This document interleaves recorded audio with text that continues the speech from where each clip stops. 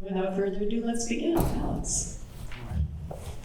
Hello, everyone. Thank you for coming. I'm really excited to be on this journey of running for City Council, and it's been a great adventure to be going out and meeting so many people. And so a little about me first. I'm 44 years old. I've been in Northampton for 21 years, about 14 years in Ward 5. And for the past 17 years, I've been working a co-owner of the Pedal People Cooperative. So that's a worker-owned business that hauls mainly trash, recycling, and compost, but all by bicycle. So we really had to think about how to be a business that's functioning ethically from a climate perspective and from a workers' rights perspective, and also survive financially. And so far, we're navigating that line. And so I bring a lot of skills from that experience of financial skills, facilitating consensus decision making, and listening to varied points of view, finding common ground. I've also helped to build a cooperative movement around the valley, helping businesses transition to a cooperative model. So the main principles of my platform, the first ones that I talk to people as they go door to door are being responsiveness, community engagement, and inclusion. So I talk about inclusion in terms of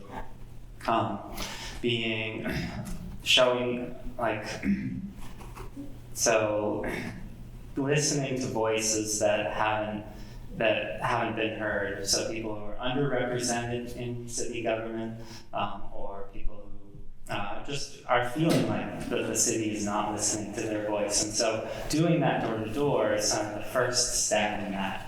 And I have a commitment to continue that if I'm elected, in terms of continuing to go back to people and holding community forums. Thinking about climate and about environmental justice, principles of not outsourcing pollution, thinking about traffic and industry and smells and noise, light, and who that affects both locally and the global actions that we have, the global, the results that we have. Collaboration is key. So we're working with other nearby cities and towns, and with the state and the federal level if they will cooperate, but if they don't, we need to go on our own. Also, using the scientific method, and I think the precautionary principle of not doing things that unless we can show that they are not harmful. And there's a certain burden of proof to show that something's not harmful before we try different things. And then thinking about cultural change. What does it take to actually move things along? So I'll say more probably about a lot of these things, but further answers. Thank you.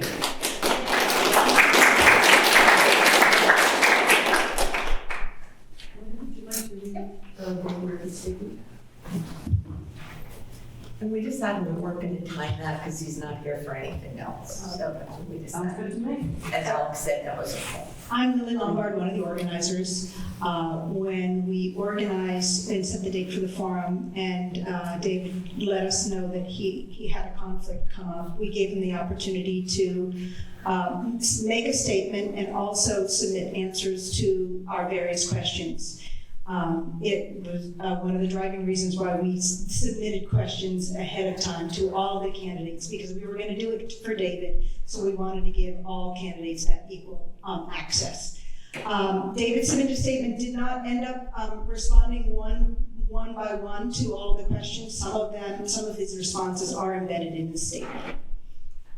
So I'll go ahead and read this.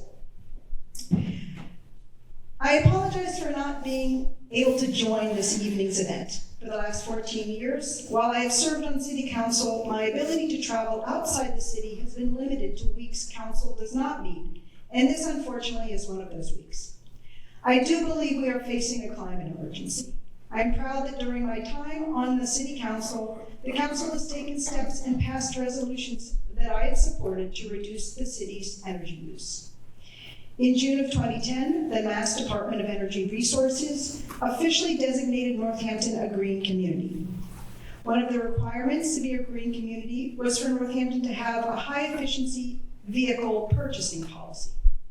I'm gonna have to keep scrolling this down. Jill, you have this. This is what I'm gonna do. I'm gonna switch to hard copy because it's 14 font and this is like 6. All right.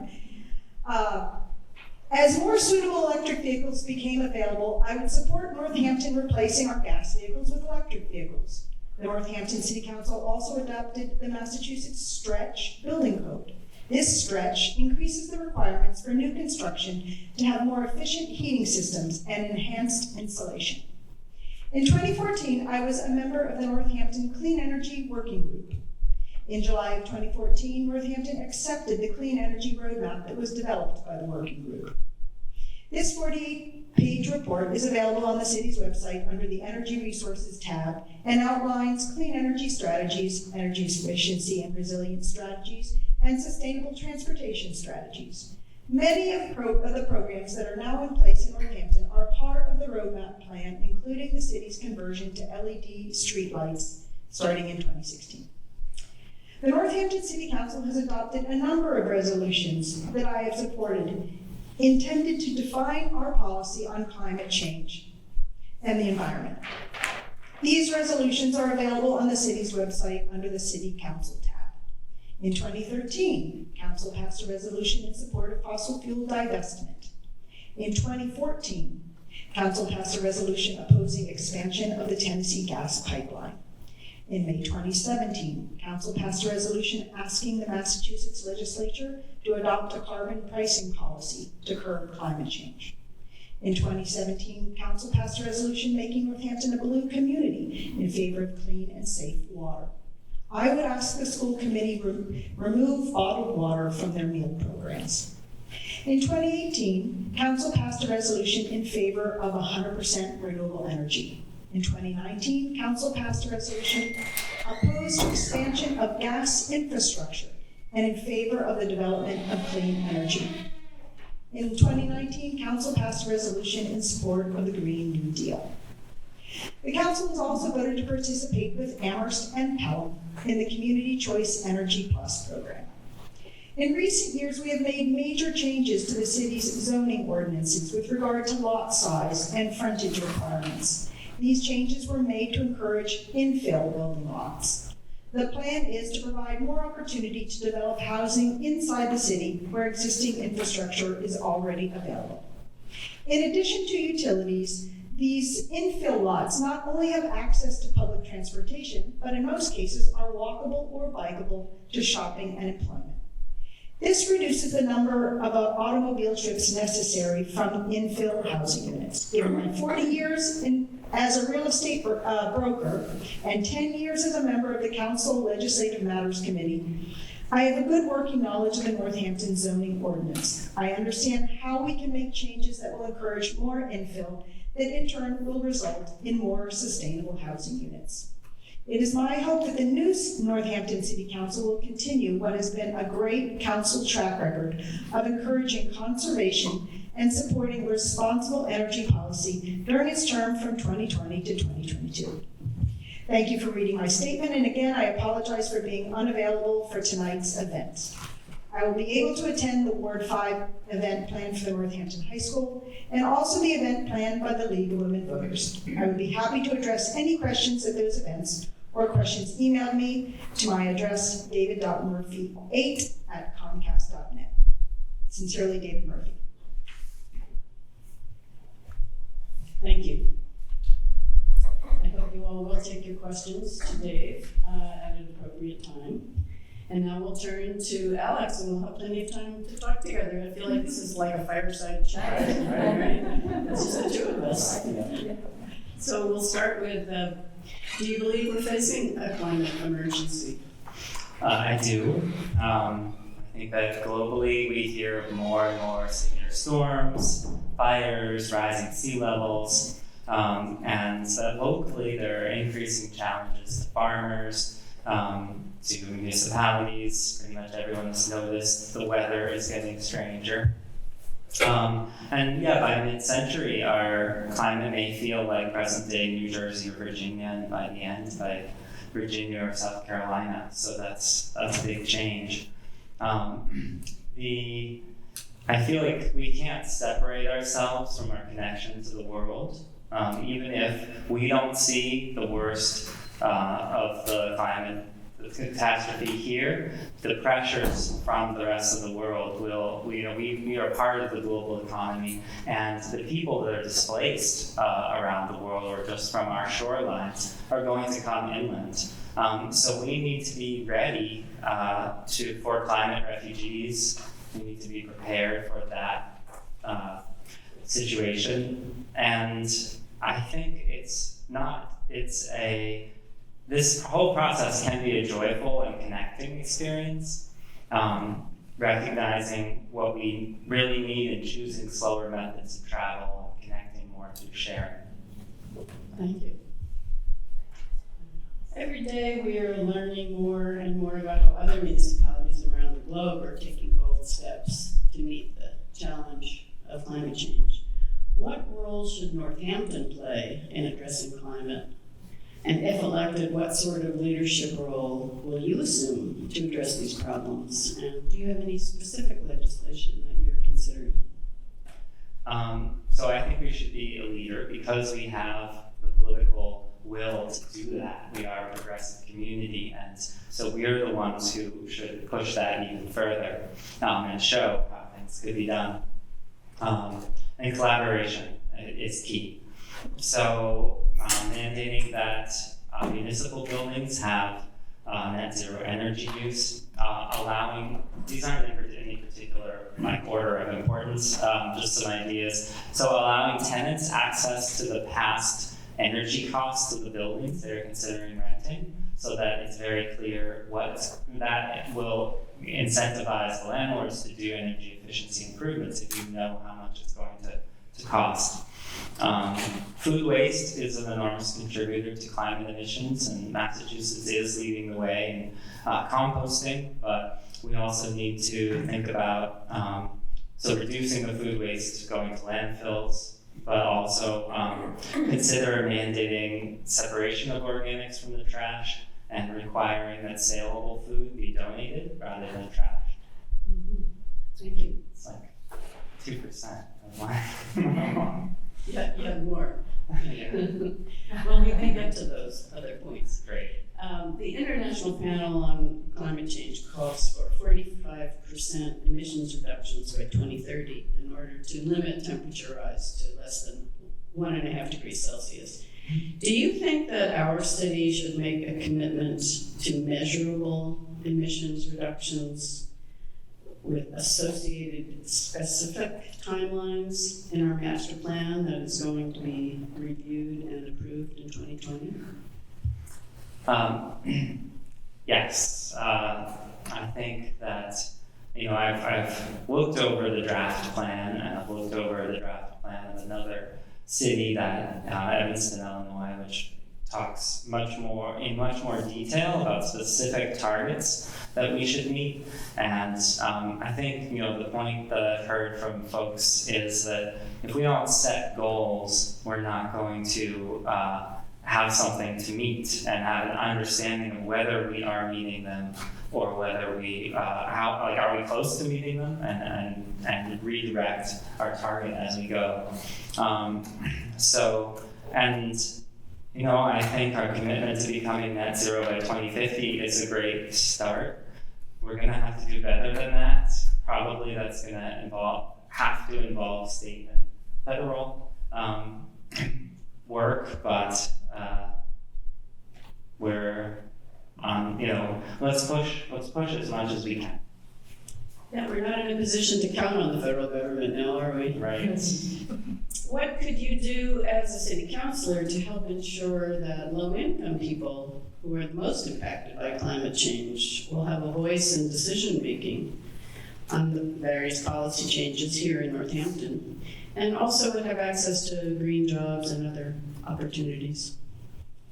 Yeah, last night at the forum, John Thorpe mentioned something I really liked, which was to work with the local vocational schools to create a renewable energy curriculum. So training people in those skills that are happening right now. There's interesting work happening in Holyoke and Springfield. There's a worker cooperative called Energia that trains low-income people to do the work that needs to be done. The Wellspring cooperatives as well.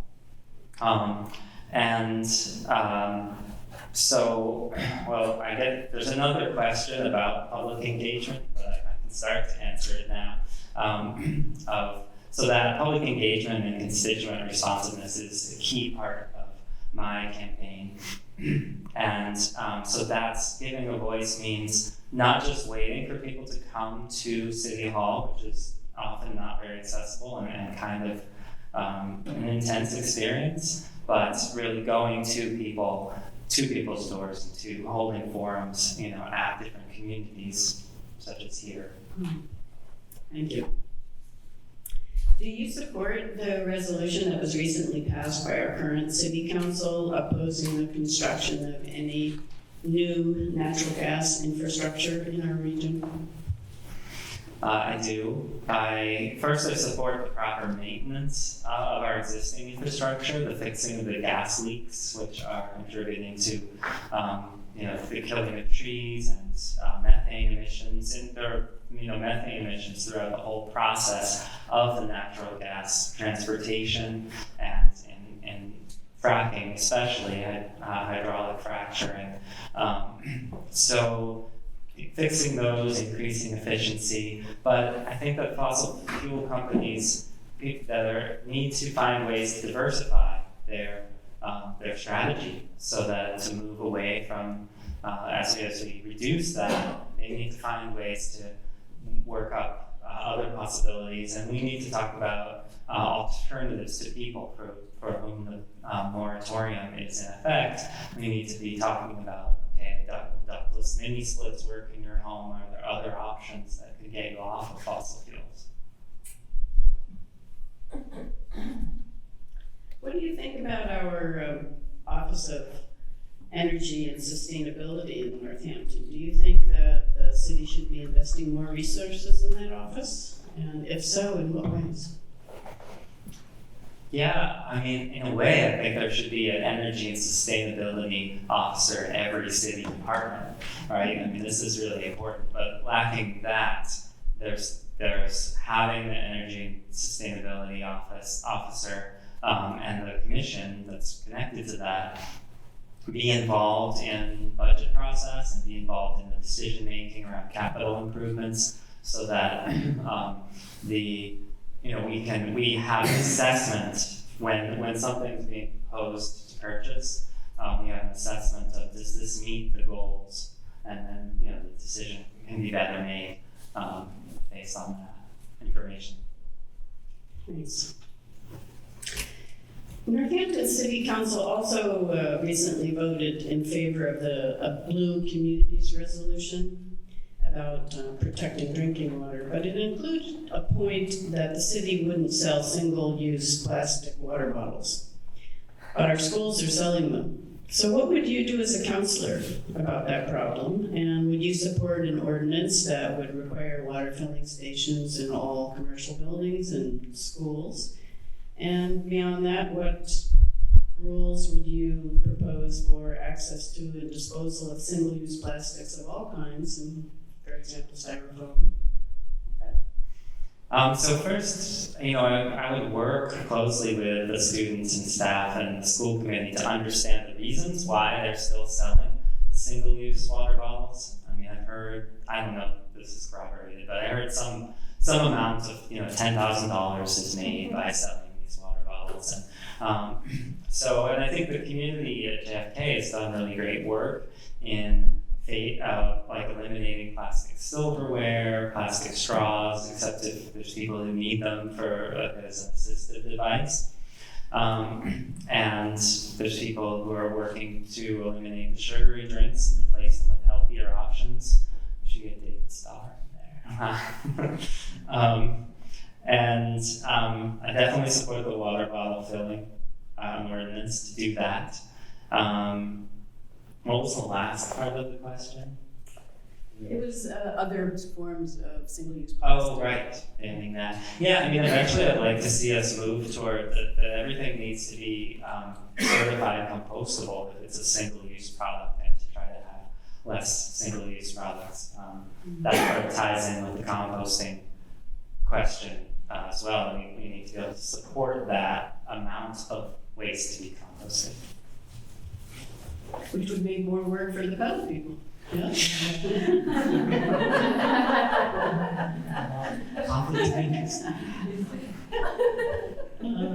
Well, speaking of bicycling, what policies and ordinances would you propose to support reducing our transportation emissions? So how can we be a more bikeable and walkable city, and would you support further measures to increase the use of electric vehicles and even electric buses? Well, first, I'll talk about traffic calming. I actually really don't like the word traffic calming. I prefer reducing illegal speeding, because that's really what we're trying to do, is slow down. And typically the problems are when you're actually, when it's above the posted speed limit. But also that, and the reason to do that, besides, is to make it safer for everyone. And especially so that, from a carbon perspective, so that walking and bicycling uses are more attractive, and walking and bicycling uses lead to public transit uses, because the connections, if you can't walk to a bus safely, you're not going to do that. And we need to do this. Also, we need to redesign the streets so that they're at the speeds they're intended for, and that includes the lane widths. There's the Institute for Transportation Engineers recommends that 10 feet be the default width for any speed under 45 miles an hour. So we need to look at, if it feels narrower, then you're going to just want to slow down. Mm-hmm. How do you think we can make sure that the state insulation and weatherization funds are reaching the people who will benefit most from them, the low-income people, who might be least able to take advantage of the Medicaid program, which requires waiting for a rebate rather than getting upfront savings? And what else could we do locally to encourage people and businesses to weatherize? Well, I want to reference the thing I talked about before, making the energy history available so that you can actually, that's going to incentivize landlords to. But then partner with local banks and credit unions. Like the UMass 5 credit union has some really interesting loans for community, for the farmer shares. You can get a loan for that. You can get solar loans, and so looking at, can we get the expected rebates for them to get a loan for that amount, and then the rebate goes directly to the loan, and educating people on all the different loan options. But it's also something I really need to learn more about. I don't feel like I have the answers on that. So that's, yeah. Thank you.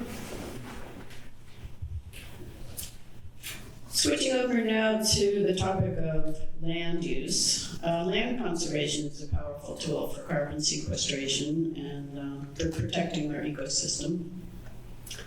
How would you help the city to maximize the conservation of our forests and farms and shift our land use practices? So I support the path that the city is taking to conserve land, larger tracts of land on the outskirts of the city that allow for wildlife corridors and for carbon sequestration. And then for closer in to have pockets of green space all over the city, accessible by a short walk. So park paths and small parks and greenway trails to make sure that people can get to areas and also to perform those functions. And then the tree commission and the work that we're doing, I think it's going to be amazing in 10 to 15 years. We'll just feel, the whole city will feel different because of the canopy of trees that will start to appear along the city streets, and the cooling that we'll feel from that, the reduction in traffic speed because of that, it feeling like a narrower, less open space. Since you mentioned that, the city is now in the process of redesigning Main Street. What is your vision for a redesigned Main Street that would meet the needs of climate change and also feel vibrant and alive? Well, keep doing the experiments. Like, I don't know how many of you were able to come to the experiment that the city did a couple of years ago, where they reduced travel to one lane in each direction, added kind of a pocket park in some places, added bike lanes, and it was just a test. It wasn't necessarily the thing that would really work for us. But if we do that kind of trying things out and seeing how it goes, that will be interesting. So having one lane each way with bike lanes, islands in the middle, turning lane, that's an idea. And more places to sit and hang out. So Pulaski Park invites a really wide variety of people, and it seems like generally people can coexist and enjoy well there. So, and I think the key to downtown vitality is the experience of what people are missing elsewhere. So community and engagement, and figuring out how to maximize that. Thank you. Given that we can't change the building codes overnight, and we can't change the stretch code overnight either, what do you support doing everything that we can through the back door, through zoning regulations, and through other forms of incentives to encourage net zero construction in Northampton? Yes, and we need to talk about affordability, because if we try to mandate things that are too restrictive and it costs too much, so that's a concern, and it's sort of a concern all around with making sure that any of the policies that we're trying to implement don't impact people who can't afford it, and so but in terms of zoning, so multifamilies are cheaper to construct and allow for more affordable housing than single families, so and encouraging people to build attached dwelling units, and how to get them to have those be net zero, I'm not entirely sure, but in general, having closer development, more housing choices, people are more likely to walk and bike and use public transit, so there's health benefits there, and development on the outskirts, people will have to, you have to drive everywhere. So if you're looking at traffic, I'm going on to different answers, and I have to stop. We'll get to question. Well, you'll have an opportunity, I guarantee it. Great. Well, how would you inspire public engagement and work collaboratively with residents to achieve the goals that we set up? Right, so I talked a little bit about that in terms of, right now I'm knocking on every door in the ward, and people really appreciate that. People really appreciate that someone is coming to their door, including in areas where, doing door knocking in Florence Heights, people said, I have lived here for 20 years, and I don't think any city councilor has knocked on, my door. So that's important, and having those regular community listening sessions. I'd also like us to explore participatory budgeting. So this is a tool that other cities have used, where we set aside a portion of the budget. We make sure the essential services are covered, but we set aside a portion of the budget, and we use a community process to determine how things will be spent. So if putting more money toward climate change mitigation is a place we want to go, then the community gets to decide that. Sorry, I was writing something down. You sparked something in my mind. On the topic of burning biomass, as you know, there's some people out there who think burning biomass is a good part of the solution to the climate crisis because it's a quote renewable resource. How do you feel about that? So thinking about forests and using forests, and that wood is a renewable resource. So there are so many great uses for wood in terms of, but most of them are about putting them into embodied materials, and because the carbon is not released from those. So the burning of biomass seems a short-sighted view to go ahead and burn and to grow and to burn, especially if it's forests. There are some things that I've looked at where you have very quick growing trees, but there's also issues with the pollution of burning biomass, and so I'm generally against it. Thank you. I think it is now time to open up for audience questions. I have more questions, but first let's give the audience a chance. Lily, do you want to go around with a microphone? Sure, that means you two will share. Well, he's going to answer, and I'm just going to sit here. Oh, and listen. okay. We So can do that. there's a question right there. Right.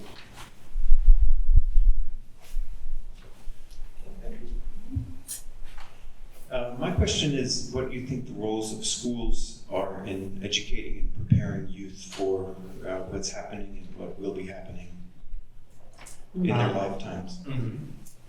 Well, I'm super inspired by the youth in our schools presently who are leading on so many areas. But it needs to be part of the curriculum, and it needs to be pushing things to be really encouraging students to take action, not necessarily a particular political action, because the school can't be partisan in that way, but with education and with that taking of action, then that really inspires people to learn and be activists. Historically, schools have been used as a way to kind of mold people into particular class roles, and I feel like our schools are already and mold people into not questioning. But our schools are taking a different tack. There's a lot of people who are really thinking about social justice and really building that into the curriculum. How many minutes do I have? We decided 2. Oh, We okay. said 2, so. Okay. Oh, you got Great. extra time. So what was I saying about so the historical legacy of schools, but we're moving that in a different direction here, and I'd like to see that continue. You don't have to take 2, but Right. we're going to have it a possibility. I think there was another, there it was. Alex, I'm very involved in solid waste reduction in Northampton, and I was on Mayor Hagan's solid waste task force to come up with a policy about solid waste after we closed the landfill. It seems to me that the system that we have set up for disposing of solid waste is really inefficient. Put people aside, you have 4 different waste hauling companies crisscrossing all across Northampton. I guess my question is, how could we make the solid waste disposal more energy efficiency friendly? Because it seems pretty wasteful right now. Yeah, it is. A lot of municipalities provide municipal pickup of different waste, And there was a movement to consider recommending that a few years ago. In fact, Federal People was working with the city to figure out how we could bid on pieces of the contract in order to stay working. And but that ultimately it was decided that wasn't financially feasible because there wasn't a mandate to do it. Like you wouldn't have to, you could opt out, and there were just too many other options, and it wouldn't reach the critical threshold. But I would love to see that that work be done by electric trucks. But more key is the question of first reducing the amounts that are going in there. Diverting I can see it firsthand because there's so much waste that's in the trash. There's so much useful stuff. So the process of mandating at some point mandating that the organics be separated, and thinking about recycling, thinking about making people realize how the market for recycling is such that people are manufacturers are creating these products that really there's no market for recycling. And so we need to change that. It sounds like a bigger level, but perhaps at a smaller level, the banning of certain products or a fee on certain products that are that we know can't be recycled is another thought. A fee that the manufacturers would pay. A fee? Extended producer responsibility. The manufacturers pay. Right. For creating materials that can't be recycled or reused. Yes. And in Europe, we see that is something that's very common, or there's standardized containers for things, and so there's a lot of places that we can learn from to reduce that waste. Other audience questions?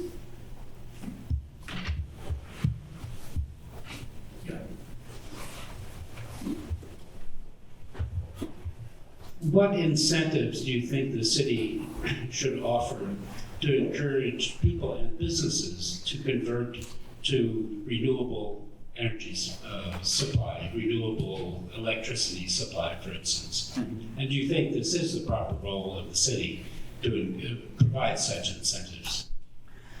I would love for the city to incentivize that. Financially, it's a little tricky to figure out, would we allocate portions of our budget to actually give rebates or refunds? We probably aren't in a financial position to do that. So then there comes the question of zoning or sort of incentives for people who are building, for developers in some cases, to say you build more affordable units, or rather you can build more units if you do these energy efficiency improvements. But I'd like to learn more about that. I don't feel like I have the answers of how different cities are approaching that.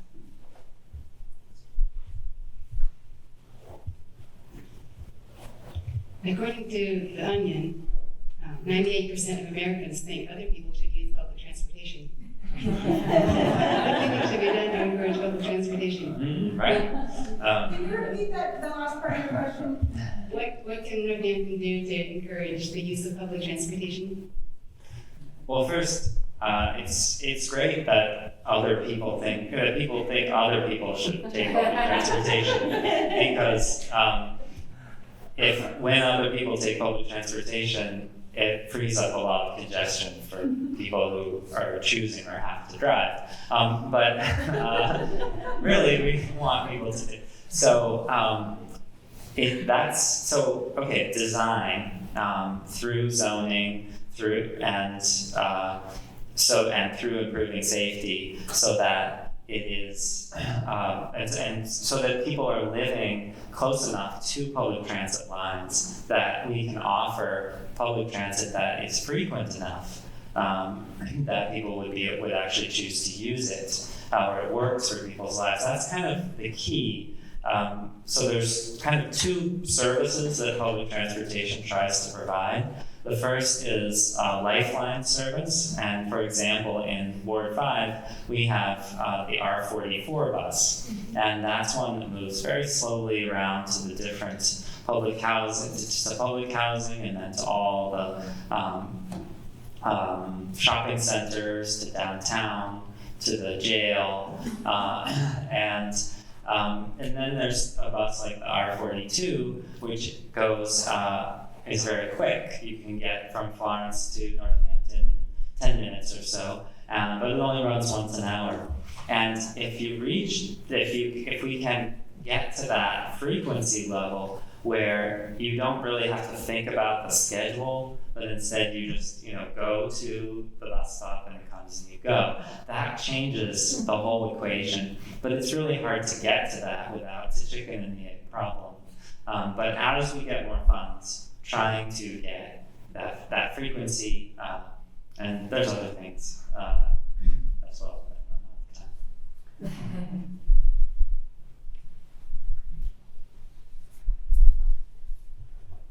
This is a small fix, but what would you think about a Northampton idling ordinance?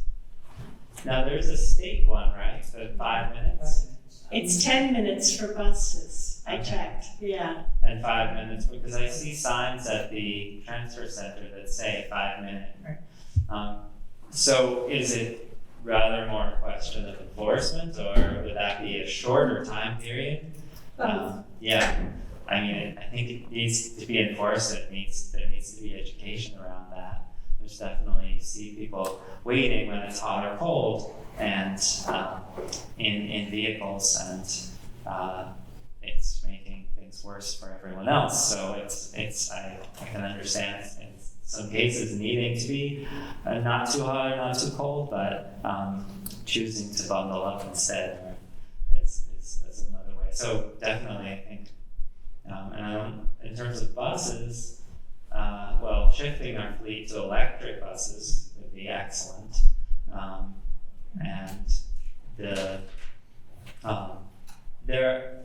I'm sure there are efficiencies where I do see if the PBTA, they shut off if they're waiting for, at least at John Green Hall, which is where I catch it a lot, they're waiting for that amount of time without passengers, right? I guess the question becomes with passengers, but even that, I've sat at the Academy of Music on a bus that was turned off for 10 minutes and then they turned back on. So I don't know.